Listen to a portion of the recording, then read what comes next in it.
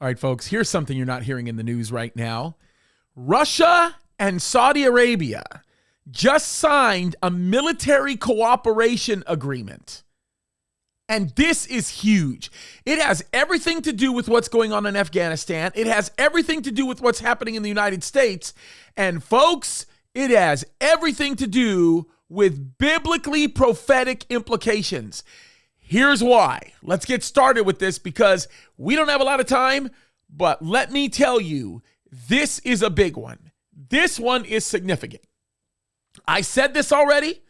I said the most prophetically significant aspect of what happened in Afghanistan and what's happening in Afghanistan is the fact that the United States of America is ceasing to be a superpower.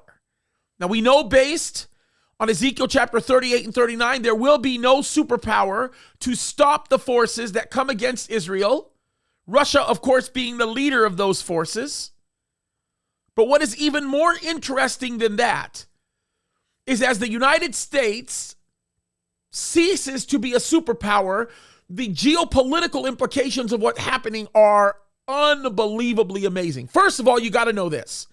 The Saudis and the Russians coming to a military cooperation agreement should not be a surprise to anybody because the implications that we find in Ezekiel chapter 38 and 39 is although Saudi Arabia is one of the large dissenters to what Russia is doing, they're not going to attack Russia, which implies they're not going to be as strong as Russia, and it also implies that there must be some kind of a cordial relationship in existence or in place or in existence at that time with Russia. Now that's a very significant thing. But what's even more significant than that is you have to understand 24% of the exports of the United States goes to Saudi Arabia as it relates to weaponry. By this agreement being signed, Russia and Saudi Arabia are telling the United States of America, you are no longer significant to us. We really don't necessarily care about the fact that you're the number one exporter to us of all of this stuff. And Russia is basically saying, push over United States of America. I am the one that becomes the person who is in charge of the Middle East. Putin is doing this everywhere. And the fact that Saudi Arabia is actually entering into an agreement like this with Putin is a primary indicator of the fact that the United States of America does not have the influence that it once used to have. It certainly doesn't have the influence that it had when President Trump was in office. And that means something significant.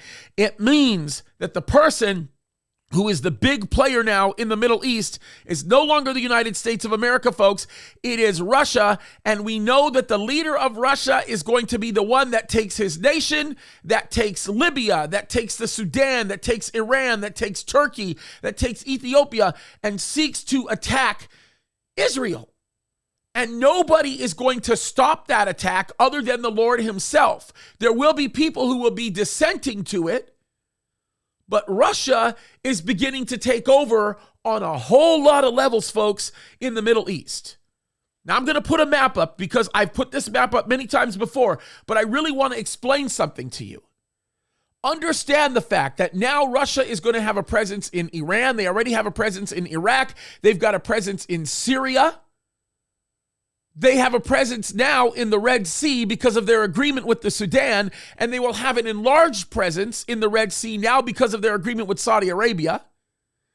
If you look at the area of Oman and that area where you talk about the South Gulf of Arabia or the Arabian Sea, you're going to see a lot of that same kind of a condition going on. When you look at the Persian Gulf, you'll see an expanded presence of the Persian Gulf of Saudi Arabia in that area in conjunction with Russia because they're all going to be getting along.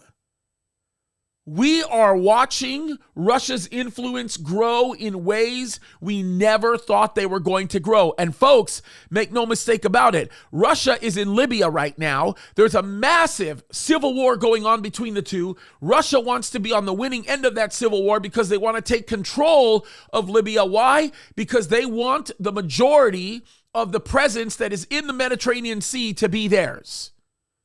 They want to have an arm of influence with Turkey. They want to have an arm of influence with Greece to the north. They want to have an arm of influence with Italy and everywhere else that is in that immediate area, which is going to cause concern to grow amongst the European Union. And the implications of that are far greater than anything that anybody can imagine. Folks, this is a recipe for the soon radically imminent return of Jesus Christ. We are watching this happen. And what does this mean for us? This means we need to open up our eyes. This means we need to get out there, stand up for righteousness. Wherever you are, in whatever community you are in, you need to get involved. You need to be bold. You need to stand, because this world is preparing itself for the rapture of the church, and it is preparing itself for the great tribulation and the second coming of Christ, in which we will come back with him. Folks, this is incredible. This is amazing. Open up your eyes and watch what's going on, because God is doing something huge. And folks, I don't know about you, but this is the total definition of what they call FOMO, fear of missing out. This is unbelievable. Jesus is coming soon. Keep your eyes open. This is radical stuff, folks. God bless you.